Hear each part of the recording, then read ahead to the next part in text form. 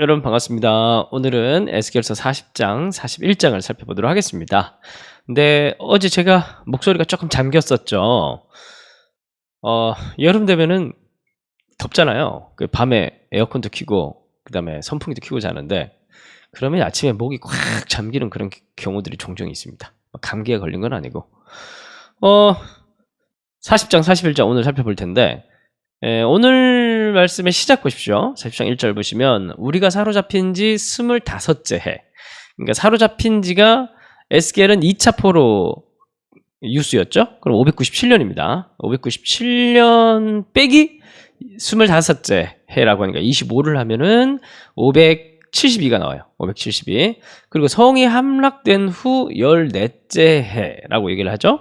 성이 언제 함락됐습니까? 586년에 함락됐고 14째 해라고 하니까 14년이 지난 거예요. 그래서 586년 빼기 14 하면은 또 572가 나옵니다. 그러니까 에스겔 40장에서 48장까지가 한 성전 환상 한 단락인데 요 환상을 받았던 해가 572년이다. 이렇게 보시면 되겠습니다. 그럼 시간이 좀 많이 지났죠.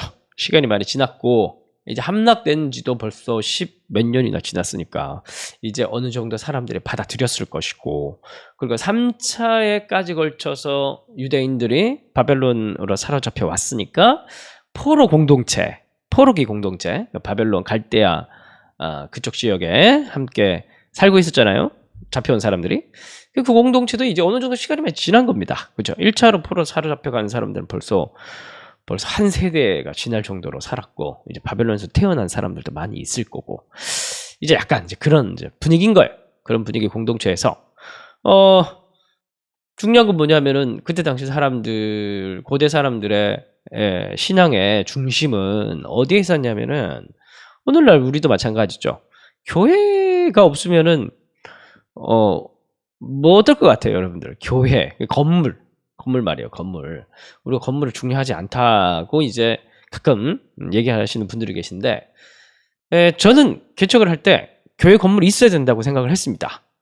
뭐 여러 가지 경제적인 이유 뭐 이런 거 저런 거 다 중요한 게 아니고, 저는 이제 공간이 가져다 주는 어떤 정체성, 이게 중요하다고 봤거든요. 성전 같은 건 되게 중요하죠. 솔로몬 성전이 없어지니까 고대 사람들 훨씬 더 그 의미가 중요할 텐데, 솔로몬 성전이 없어지니까 사람들이 계속 갈망하고 그 성전이 없어진 성전을 바라보면서 기도하잖아요. 다니엘도 마찬가지고. 그런 것들을 이제 갈망하고 사랑하고 그런 것들이 당연히 있었겠죠. 이제 그런 사람들에게 이제 14년이 지난 지금 이제 에스겔을 통해서 하나님께서 희망을 주려고 하시는 겁니다. 더 좋은 성전 줄게. 걱정하지 마. 너네들 이제 14년이나 시간이 지나고 솔로몬 성전이 파괴되고 난 이후 14년의 시간이 지나서 이제 너희들 이제 영원히 우리가 성전 가지지 못하는 거 아니냐. 뭐 이제 그런 이제 마음을 가질 수 있는데 걱정하지 마. 내가 때가 이르면 이렇게 좋은 성전 줄게. 그러면서 하나님께서 미리 그 성전의 미래에 있게 될 그 성전의 아름다운 성전의 모습을 에스겔이가 보여주면서 포로 공동체 사람들에게 희망과 소망을 주고 있는 그런 단락이라 볼 수 있겠습니다. 이 분량이 되게 많아요. 40에서 48장까지니까 거의 뭐 에스겔서에서 되게 중요한, 가장 중요한, 양으로 보면 가장 중요한 단락이라고 볼 수가 있습니다. 자, 그런데 오늘 시작을 보면 14째 해 첫째 달 열째 날이라고 하죠. 첫째 달 열째 날. 이게 니산월 10월 10일인데 이게 6월절 준비의 날입니다. 6월절 준비의 날. 그러니까 이렇게 양을 6월절 어린 양을 잡잖아요. 무슨 양을 잡을지 정하는 날이에요. 근데 이게 예수님이 6월절 어린 양으로 또 십자가에 못 박혀 돌아가시잖아요. 우리가 이제 종려주일이라고 하는 그 예수님과 주일날 입성을 하잖아요. 종려주일이 바로 니산월 10일이기도 합니다. 그리고 이제 6월절 준비의 날이기도 하고. 그러니까 이 성전은, 에스겔에서 보여주는 이 성전은 사실은 뭘 보여주고 있는 거냐면 이제 장차 오실 그 예수님을 미리 보여주는 그런 모습이라고 볼 수가 있습니다.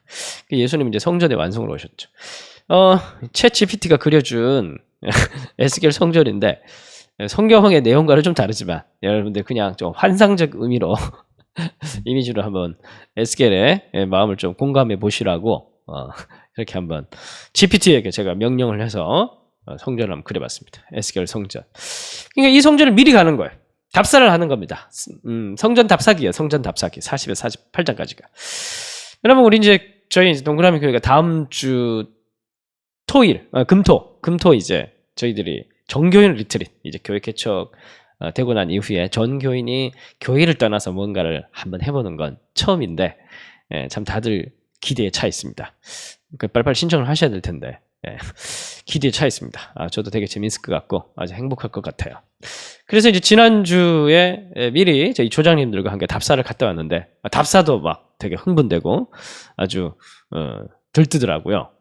이 답사라는 건, 미리 가보는 건, 가보면서 앞으로 있게 될 그 기쁨의 장면들을 미리 상상하게 되면서 이 도파민이 분비되는 그런 여행길 아닙니까? 답사라는 게. 사실 우리가 40에서 48장을 이제 이미 우리가 예수님께서 오셔서 다 완성이 됐지만, 그런 이제 마음으로 성전을 살펴보는 여행길이 됐으면 좋겠어요. 근데 40에서 48장 쭉 읽어보면 이게 무슨 말인지 이런 환상적 용어로 있게 될 이상적인 성전을 설명을 하는 거니까, 뭐 스토리도 아니고 시도 아니고 환상문학인데 되게 애매해요. 적용하기가. 그런 큰 그림, 그런 어떤 느낌 같은 느낌만 좀 가지면서 쭉 한번 읽어가셨으면 좋을 것 같아요. 뭐 의미를 꼭 모른다고 너무 답답해하지 마시고, 그런 느낌 같은 느낌으로, 그렇게 예수님께서는 참, 우리 성전 되신 예수님 참 좋으신 분이지, 뭐 이런 마음으로. 자, 40장 4절을 보시면, 그래서 그 사람이 내게 이르되 인자야, 내가 내게 보이는 그것을 눈으로 보고 귀로 들으며 내 마음으로 생각할지어다. 내가 이것을 내게 보이려고 이리로 데려왔나니 너는 본 것을 다 이스라엘 족속에게 전할지어다. 그래서 답사자에게 중요한 건 뭘까요? 눈으로 보고 사진으로 찍은 것들을 공동체원들에게 잘 설명해주는 또 그런 강조점으로 오늘 성전 이야기가 시작됩니다. 40장 5절부터 본격적으로 이제 스케치가, 미래 성전에 대한 스케치가 시작되는데, 이상적인 성전이에요. 이거 그대로 준다는 거 아닙니다. 이상적인 성전, 나중에 헤롯 성전이나 수르바벨 성전이 이런 모양이 안 나와요. 자, 40장 5절. 내가 먼저 집 바깥 사방으로 담이 있더라. 자, 일단 이상으로 보여주는 그 성전에 주변에 이렇게 담이 이렇게 있는데, 이 담이 아주 높아요. 이 담이 이전에 솔로몬 성전 그때보다 담이 아주 높고 튼튼한 바깥들에, 문들 바깥에 이렇게 쭉 담이 쳐져 있습니다. 그럼 담이라는 건 뭘까요? 담이라는 건 기본적으로 뭐예요? 경계죠, 경계. 속된 것과 거룩한 것의 경계. 사실 이건 두 번째, 하나님께서 이상적으로 보여주는 두 번째 성전이기 때문에, 결국 이스라엘 백성들을 왜 멸망했냐면 거룩하지 않아서 그런 거죠. 거룩하게 살지 못해서. 그래서 새로운 성전은 철저하게 우리의 거룩을 지향하고 있다는 것을 보여주고 있습니다. 그리고 보면 7절에 보면은 문지기 방들이 있다라고 얘기를 하죠. 이 문지기 방들도 아주 높고 큽니다. 문지기가 중요하다는 거죠. 결국 이 새로운 성전의 비전에서 핵심은 뭐냐면 거룩입니다. 거룩. 하나님도 거룩하시고, 그리고 우리도 거룩한 백성으로, 또 거룩한을 향한 목적을 위해서 만들어진 그 성전이 바로 이 성전이라는 거예요. 그래서 예수님께서 오셨는데, 우리가 예수님을 믿음으로 이제 모든 죄를 용서받고, 뭐 앞으로 지을 죄도 다 용서받고, 그래서 이제 담대하게 죄를 짓자. 이거는 그냥 용서를 안 받은 거나 마찬가지예요. 그 사람은 아주 복음을 잘못 오해하고 있는 겁니다. 예수님께서 오심을 통해서 우리는 더 거룩한 길로 나가게 만드는 새로운 길이 예수님, 성전 대신 예수님 사건이라는 거예요. 그래서 오늘 우리가 한번 살펴봐야 됩니다.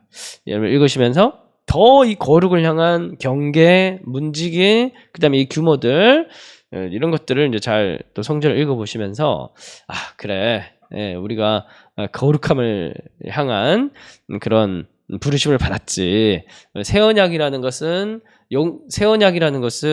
이제 무슨 죄를 짓더라도 다 용서해 줄게, 이런 게 아니고, 새 언약이라는 것은, 새 언약을 담보하고 있는 예수님의 성전이라는 것은 더 거룩하게 만들기 위한 하나님의 능력이 우리 속에 역사하는 그 약속이라는 것, 그걸 잊지 않고, 부족하다면 문지기를 세워야 돼요. 문지기. 문지기는 제일 좋은 문지기는 공동체입니다. 예배드리고 또 뭔가 같이 함께하고, 그게 문지기죠. 그죠? 혼자서는 신앙생활 못합니다.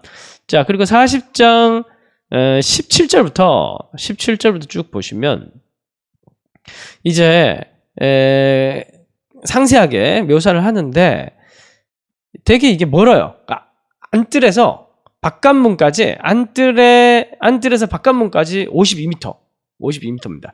이게 걸어서 가야 되는 길이니까 굉장히 멀죠. 그 이제 하나님께 점점 다가가고 있는 이제 그 길을 묘사를 하는데, 그리고 40장 48절부터 48 구절을 보면 여기는 이제 바깥들 계단이 7계단이 있고, 그리고 안뜰 계단이 8계단이 있고, 점점 이제 힘들어지는 거예요.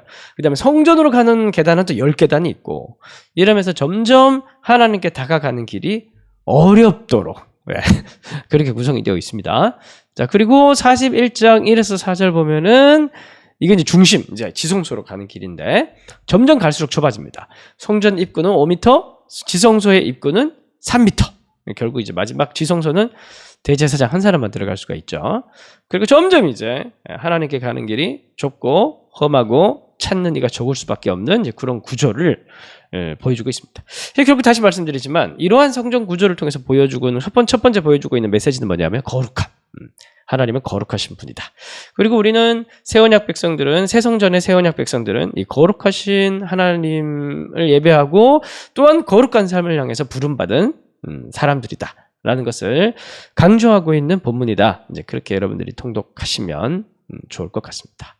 오늘의 결론입니다. 우리 또한 거룩함을 위해서 분투해야 됩니다. 왜냐하면 하나님은 거룩하시기 때문에. 내가 거룩하니 너희도 거룩하라. 그러나 이 거룩함은 우리가 스스로 뭔가를 해내는 게 아니라 우리가 예수 그리스도 안에 있을 때, 그리스도 안에 있을 때 우리가 예수님을 통해서 거룩해질 수 있다는 사실 잊지 마시고 오늘도 예수님께 더 붙어있는 그런 하루가 되시기를 바랍니다. 기도하고 마치도록 하겠습니다. 하나님, 에스겔서 말씀 이제 거의 후반부에 접어들어서 이제 마지막 단락에 접어들어서 우리가 새 성전 비전을 살펴보고 있습니다. 우리 첫 번째 메시지로 거룩함에 대해 살펴봤는데, 하나님 우리가 그리스도 안에서 또 거룩한 삶을 향해서 갈망하고 열망하며 사랑하는 그 삶을 사랑하는 우리가 될 수 있도록 도와주시고, 그러한 거룩함은 오직 예수 그리스도를 통해서만 가능하다는 사실을 오늘도 명심하며 예수를 더 사랑하고 예수의 이름으로 더 기도하고, 그리고 예수님을 더 우리의 삶의 주인으로 모셔드릴 수 있는 그런 시간이 되어줄 수 있도록 인도하여 주옵소서. 예수님의 이름으로 기도합니다. 아멘.